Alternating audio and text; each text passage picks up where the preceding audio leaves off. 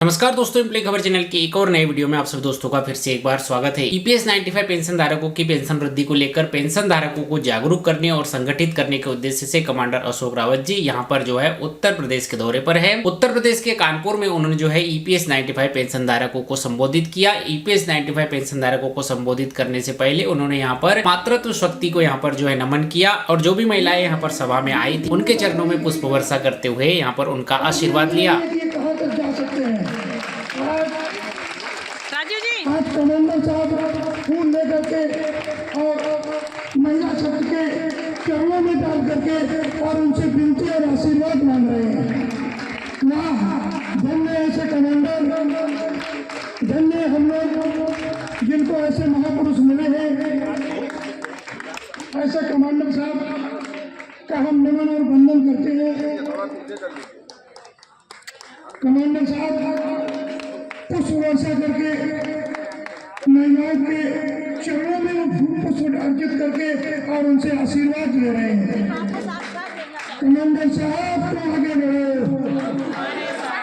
इसके बाद कमांडर अशोक रावत जी ने अपने अभिभाषण में ईपीएस 95 पेंशन धारकों की पेंशन वृद्धि को लेकर चल रहे मुद्दे पर बारी बारी से यहाँ पर जो है विस्तार पूर्वक सभा में मौजूद ईपीएस 95 पेंशन धारकों को जानकारी दी। 8 साल में हमारे कितने लोग मर गए और फिर भी संघर्ष जारी है कि आपके पुण्य का, आपके पराक्रम का सबूत है कि आपने हार नहीं मानी और हम हारेंगे भी नहीं। हम ना थकेंगे, ना झुकेंगे, ना रुकेंगे। जैसे ओम शंकर तिवारी जी ने कहा था या नासिर साहब ने कहा कि हमें हारने की चॉइस नहीं है, हमें या तो जीतना है या मरना है, हारना नहीं है। आपकी लड़ाई छोटी मोटी लड़ाई नहीं है। आप आज पूरे देश से जो अलग जगह है और पूरे देश से जो लड़ाई संघर्ष चल रहा है वो एक बड़ी क्रूर सिस्टम के साथ है। ऐसी क्रूर सिस्टम कि जहां किसी का कुछ भी हो जाए, एक फाइल एक टेबल से दूसरे टेबल तक इतने ही दूरी में पहुंचने में सालों लगते हैं। ऐसी बकवास सिस्टम, उस सिस्टम को सुधारने का ठेका हमने लिया है। मामूली बात नहीं है, व्यवस्था परिवर्तन की बात है। व्यवस्था परिवर्तन की बात है जो हम मिलके करेंगे और हमारा कर्तव्य भी है, अधिकार भी है, क्योंकि हम बुजुर्ग हैं, इस देश के ज्येष्ठ नागरिक है और एक दृष्टि से कहूं तो इस देश के बाप है। हमको हमारा देश बदलना, उसकी दिशा बदलाना हमारा कर्तव्य है। अगर वो गलत दिशा पे जा रहा है तो उसको सही दिशा पे लाने का काम आपका है। अगर बेटा बात नहीं सुन रहा है तो उसको कान में खींच के लगाने का अधिकार बाप को है। संघर्ष में अपने आप को खपाया है। मैंने इस संघर्ष में जिनके साथ काम कर रहे थे हम लोग कंधे से कंधा मिला के उनको मरते हुए देखा है। मैंने ये देखा है पूरे देश में कि कई लोग ऐसे हैं जो एक वक्त खाना खाते हैं और इतनी बार 8 साल से गुहार लगाने के बाद प्रधानमंत्री जी से 2 बार हम मिले, आधा घंटा मिले, उन्होंने कंधे पे हाथ रख के कहा कि प्रॉब्लम, समस्या सही है, मैं आपके साथ हूं, मैं आपका प्रधान सेवक हूं, मैं आपका काम करूंगा। वित्त मंत्री से 2 बार मिले, आधा घंटा मिले, उन्होंने भी ये आश्वासित किया।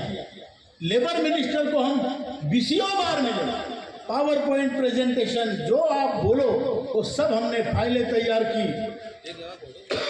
आपको बता दूं, जो मालूमात ब्यूरोक्रेसी में नहीं थी वो हमने निकाली, उसके फाइलें बनाई, उसका प्रेजेंटेशन बनाया और उनको सिखाया कि भैया ये है। पेंशन का प्रावधान नहीं, अबे पैसा लेते समय उसका प्रावधान था क्या? मेरा पैसा जिंदगी भर लूटा है।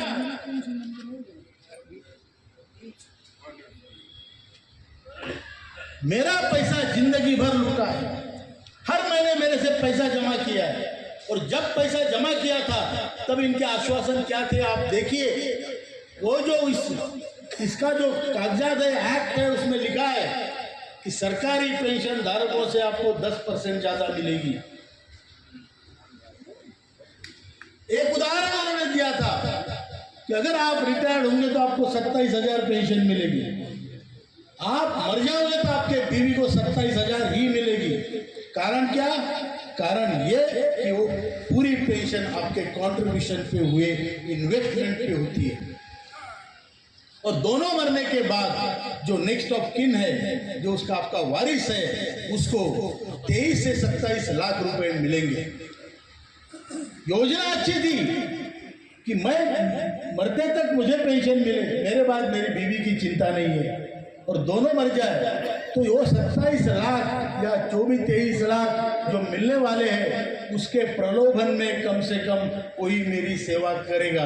साथ ही कमांडर अशोक रावत जी ने EPS 95 पेंशन धारकों को संगठित होकर संघर्ष करने पर भी यहाँ पर बल दिया। 7,500 महंगाई भत्ता, 2 लोगों के लिए फ्री फैसिलिटीज मेडिकल की अच्छी फैसिलिटी, और सुप्रीम कोर्ट का जो भी हायर पेंशन में आते हैं, सुप्रीम कोर्ट का निर्णय बिना भेदभाव का लागू हो, और जो लोग इस स्कीम में नहीं है उनको इस स्कीम में लाया जाए, या तो उनको 5,000 पेंशन दी जाए। ये मांगों के साथ हम चल रहे हैं, और हम सब साथ हैं, हम सब साथ में हैं। और अगली बार देखिए, यहाँ मातृशक्ति बैठी है, ये तो उनको नमन पहले भी कर चुका हूँ, अभी भी करता हूँ। अगली बार जब भी सभा में आओ, अपनी धर्मपत्नी को साथ में लेके आओ। क्यों नहीं भाई? रमाकांत, उमाकांत, पहले उमा बाद में कांत, पहले रमा बाद में कांत, सीताराम पहले सीता बाद में राम। अरे उनके बगैर तो कुछ चलती नहीं है। उनको बोलिए कि बीवी को साथ में लाना बहुत जरूरी है, क्योंकि उससे आपकी संख्या उसी टाइम डबल हो जाएगी। बरोबर है? बराबर है क्या? और इसका एक कारण और भी है, आदमी मरने के बाद उसको बेचारी को कुछ समझ में नहीं आता है पेंशन क्या है, किसको मिलना है। कोई का फोन नंबर तिवारी जी का, भटनागर जी का या गौतम जी का, किसी का नंबर नहीं है, कंफ्यूज है। आदमी कितनी पेंशन, कहाँ डॉक्यूमेंट रखे, बराबर है ना बहन? ये होता है, उसको साथ में लाओ, सिखाओ। कमांडर अशोक रावत जी ने महाराष्ट्र में आने वाले चुनाव को लेकर EPS 95 पेंशन धारकों की पेंशन वृद्धि पर क्या रणनीति यहाँ पर बनाई है, उसके बारे में भी यहाँ पर पेंशन धारकों को अपडेट दिया। तो हमें ये नहीं सोचना है कि हमारे पास क्या नहीं है, हमारे पास सब कुछ है। आप संगठन बनाइए, हम आपकी शक्ति बढ़ाइए। मैं जानता हूँ हम शरीर से मजबूत नहीं है, हमारे पास पैसा नहीं है, आरोग्य नहीं है, उम्र नहीं है, लेकिन हमारे पास हिम्मत है, तो एकता का बल है। लोकतंत्र में जब तक उंगली चलती है तब तक आदमी की कीमत है। बराबर है कि नहीं? बराबर है। और वो हमारी उंगली चलती है। हम महाराष्ट्र में पूरी गोटियां फिट करके आए हैं। 1-1.5 महीना हमने हर जिले में जाके सवारी, हजारों की संख्या में लोग जमे। आजाद मैदान मुंबई पे उसका आखिरी दिन किया हमने, तो पूरा आजाद मैदान खचाखच भरा था। EPS 95 के पेंशनरों को कोई कमजोर ना समझे, ये दिखाने के लिए हमने ये किया। और एक ही संदेश दिया है पूरे महाराष्ट्र में, जो हमारा काम करेगा वही राज करेगा। बराबर है कि नहीं? आपको उत्तर प्रदेश में भी वही दिखाना है, ना हम किसी के दोस्त, ना हम किसी के दुश्मन। जो हमारा काम करेगा हम उसका काम करेंगे। मंजूर है? मंजूर है? भाई ये पार्टी का, वो पार्टी का कुछ नहीं, हमारा कोई नहीं है, हमारा सगा नहीं है, हमारा बेटा हमारा नहीं है, हम किसके कैसे हो? तो हमने ये तय कर लिया है। यहाँ पे भी यही संदेश है, जहाँ तक पहुँचा सकते हो। अगर इलेक्शन से पहले हमारा काम होता है, ये हमने पूरे दिल्ली में भी कहा था, जंतर मंतर से कहा है कि अगर हमारा काम महाराष्ट्र के, यूपी के बाई इलेक्शन, महाराष्ट्र के इलेक्शन से पहले होता है, तो महाराष्ट्र में बीजेपी की सरकार लाने की जिम्मेदारी हम लेंगे।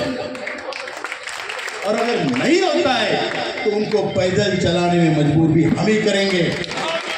तो इस तरह से ईपीएस 95 पेंशन धारकों का कानपुर का सम्मेलन जो है यहाँ पर संपन्न हुआ, जहाँ पर जो है हजारों की भीड़ भी यहाँ पर जो है देखने को मिली। यही एक लेटेस्ट अपडेट ईपीएस 95 पेंशन के अकॉर्डिंग निकल कर आ रहा था। उम्मीद करता हूँ ये वीडियो, ये जानकारी, अपडेट आपको जो है पसंद आया होगा। ये वीडियो, ये जानकारी, अपडेट आपको जो है अच्छा लगा हो तो वीडियो को लाइक कीजिए, अपने सभी दोस्तों के साथ शेयर कीजिए। मिलते हैं आपसे अगले वीडियो में, तब तक के लिए जय हिंद, वंदे मातरम।